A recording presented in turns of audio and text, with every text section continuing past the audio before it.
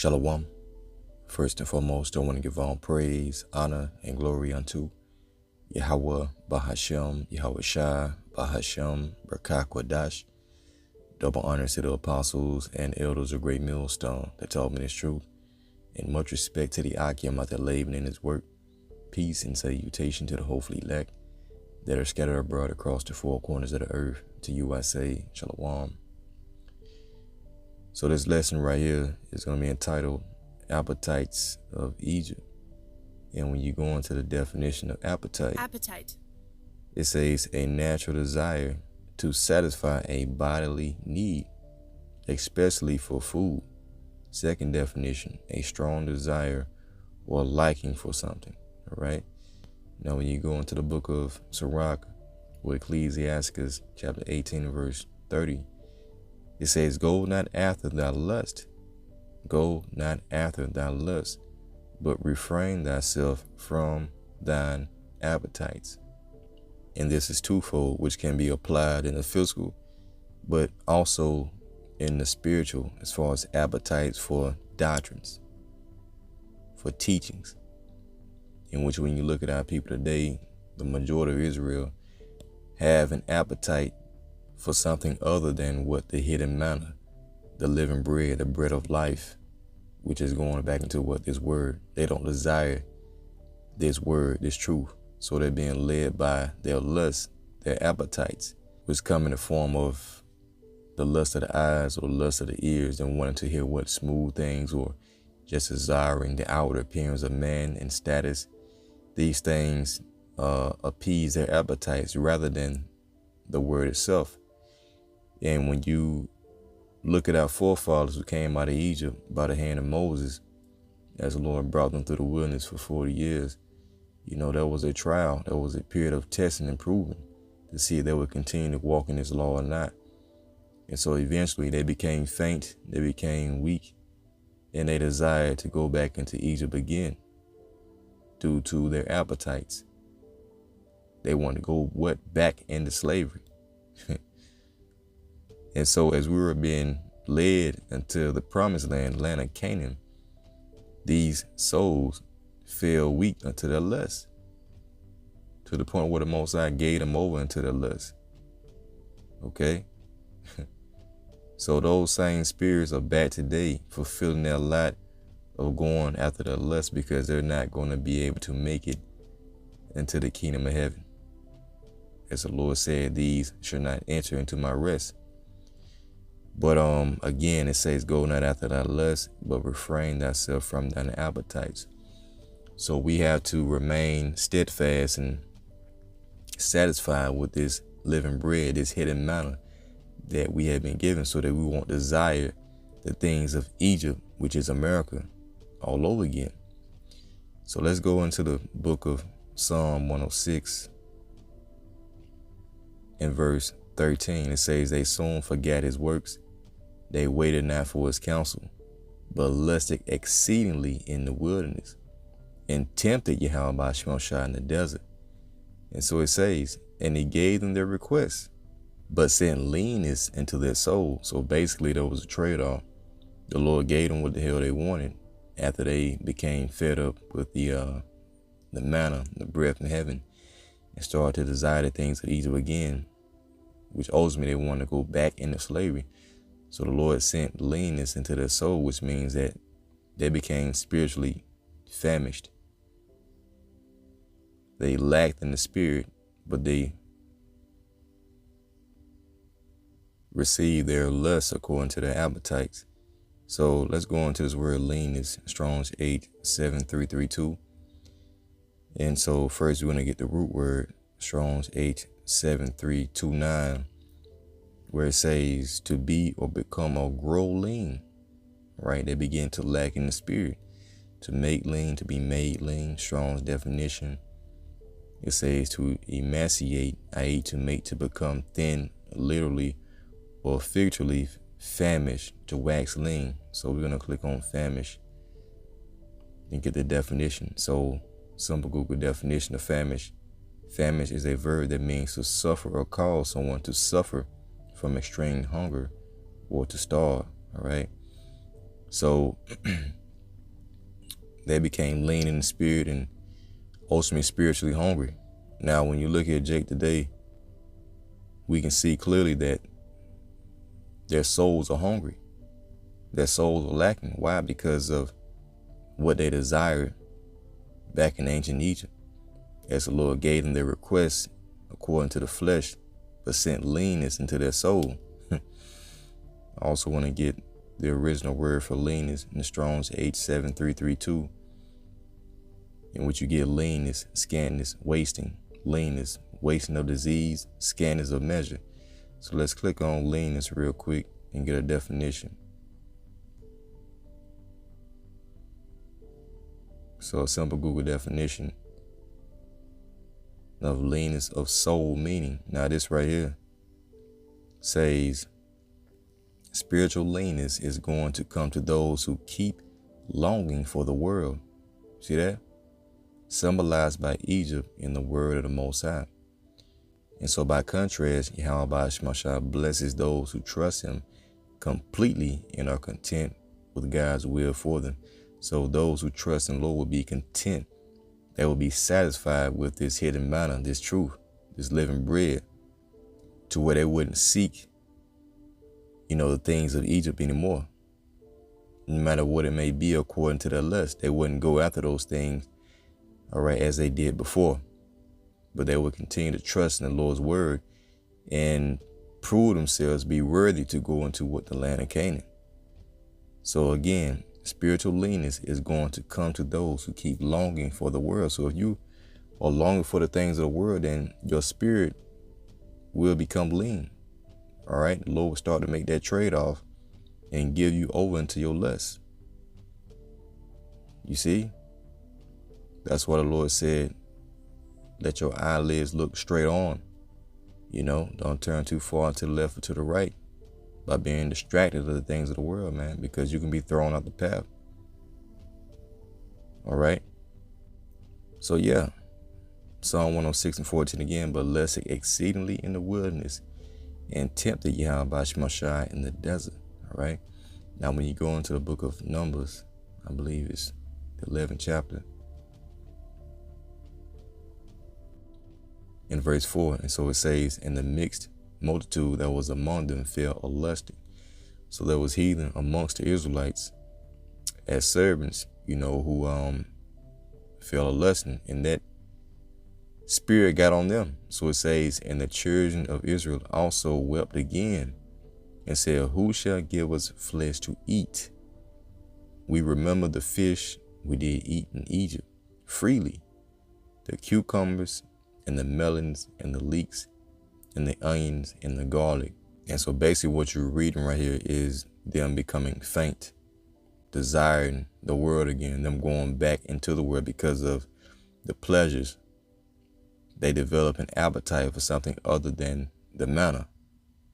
And so as we're going through the spiritual wilderness today, the same thing is taking effect when people basically turn back and go into the world. They reject this truth, or they simply desire something, all right, pertaining to their lust other than this hidden manna, this word. Okay. So they have what appetites, but not according to the truth. So verse 6, but now our soul is dried away. This is what they were saying. But now our soul is dried away. So the Most High is hearing this. He's seeing this. All right. There is nothing at all besides this manna before our eyes, man. Okay. So they were complaining for the fact that they, were eating manna, and the Lord fed them manna, I think, for 40 years. Just look at, I think it's in Deuteronomy. Yep, 8:16. It says, who fed thee in the wilderness with manna, which our fathers knew not, that it may humble thee, and that he might prove thee to do thee good at thy latter end. It's not a 101, but it's good. All right. So it was to prove them. Now, yeah, here it is. Exodus 16:35. And the children of Israel did eat manna 40 years until they came to the land inhabited. All right. They did eat manna until they came unto the borders of the land of Canaan. So this manna in the spirit is symbolic unto this truth, this word. today. And we are supposed to be satisfied with just that and not desire the things of Egypt once again. All right. So as you go back to Numbers 11:6, it says, but now our soul is dried away. There is nothing at all besides this manna before our eyes. So we can see why the Most High sent leanness into their soul, because they were complaining that they didn't have enough. The Lord didn't do enough for them. Their soul is dried up because they weren't given the things that they had once in Egypt. So they were looking back instead of, forward and walking through the Spirit. That's why the scriptures say, all right, walk in the Spirit and you should not fulfill the lust of the flesh. Okay, basically desiring to stay and remain in Egypt. So let's also go to the book of Numbers 21. And in verse 5, so it says, and the people spake against Yahweh Shemashai and against Moses. Wherefore have you brought us up out of Egypt to die in the wilderness? For there is no bread, neither is there any water, and our soul loatheth this light bread. All right. So they call the manna light bread. And we can tell that this is J, because what does J call white bread? Light bread, man. So when you go into this word light, it says Strong's H7052. Right? Contemptible, worthless. Okay? Insustainable. Strong's definition, insustainable. Light. That's what light means. So they deemed the manna that they were getting as being light, that it wasn't going to sustain their lust. All right. And so when you look at Israel today, they have that same mindset towards the truth. This ain't enough. This is not going to sustain me. I need some more. And that's why you see Jake adding on to the ministry and pretty much doing their own thing, heaping unto them people having itching ears to tell them what they want to hear according to their lust, so on and so forth, the outward appearance of man. And this is the Lord recompensing them and bringing them back to fulfill their lot of being destroyed in the wilderness, man, just like they were coming out of Egypt. Those same spirits are back fulfilling their lust. You see? And so we, the hopeful elect, are not supposed to desire the things of the world as they did. Okay? Let's get this real quick.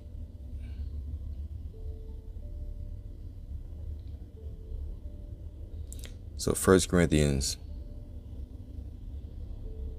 10, I'm just going to get to the point in verse 8. So it says, neither let us commit fornication, as some of them committed and fell in one day 23 and 20,000. And neither let us tempt Hamashiach Yahushua, as some of them also tempted and were destroyed of serpents. Okay. Neither murmur ye, as some of them also murmured and were destroyed of the destroyer. Now, all these things happen unto them for examples. See? And they are written for our admonition, upon whom the ends of the world are come. Right? So these things were written for our admonition, to warn us not to desire the ways of Egypt and to refrain from that mindset that our forefathers had that got them destroyed. Because the Lord said to them that they were not going to enter into his rest. I think that's Psalms 105.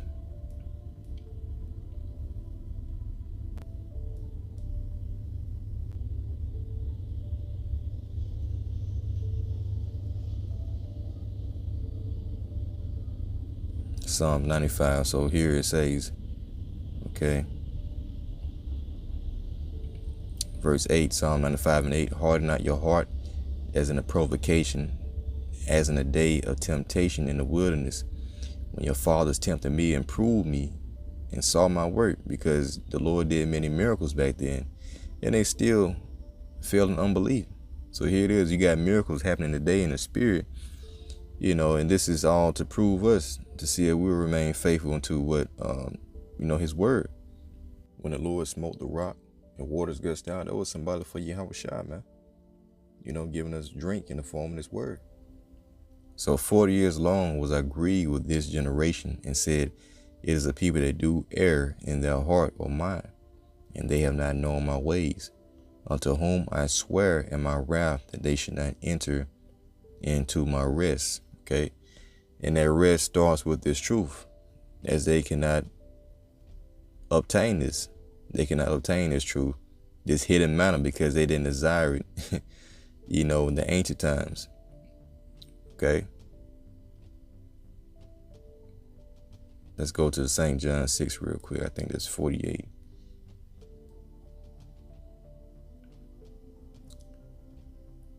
So St. John 6 and 47, verily, verily, or truly, truly, I say unto you, he that believeth on me hath everlasting life. I am that bread of life. Okay, your fathers did eat manna in the wilderness and are dead. This is the bread which cometh down from heaven, that a man may eat thereof and not die. And it's talking about this word ultimately, this hidden manna. I am the living bread which came down from heaven. If any man eat this bread, or eat of this bread, he shall live forever. And the bread that I will give is my flesh, which I will give for the life of the world. Right? Starting with the elect. So this living bread right here is what we're currently eating, which is this word, this hidden manna, in which Jake despised back then. So as they despised that manna that the Lord gave them, well, we appreciate and are satisfied with the manna that the Lord has given us in the form of His word. Let's get a precept on that. We shall be satisfied.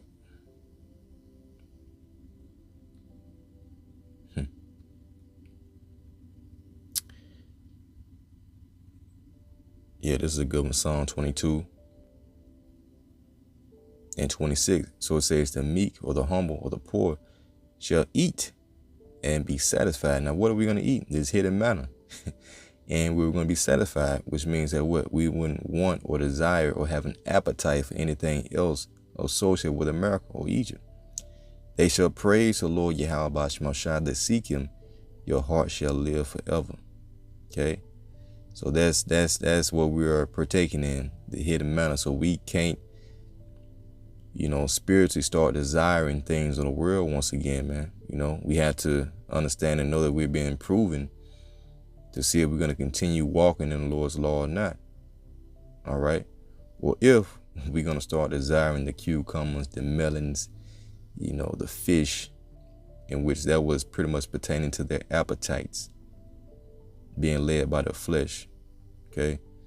So Romans 11 and 7, what then Israel had not attained in that which he seeketh for, but the election have attained, and the rest were blinded. So the elect have attained this truth, this hidden manna, this comforter. Meanwhile, the 2/3, the Lord sent leanness in their souls, and He ultimately blinded them from getting it.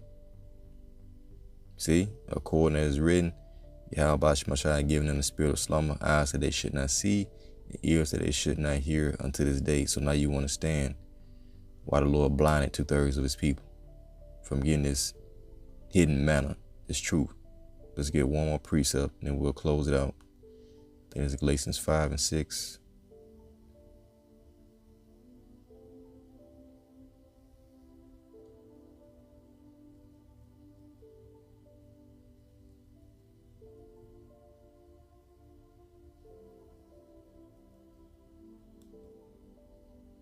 And 16. So it says, this I say then, walk in the spirit, and you shall not fulfill the lust of the flesh. So the things of America will not overcome you to where you'll desire them, because you're gauging things according to the spirit. You're walking in the spirit, as we're on a spiritual journey to what the kingdom of heaven, the land of Canaan.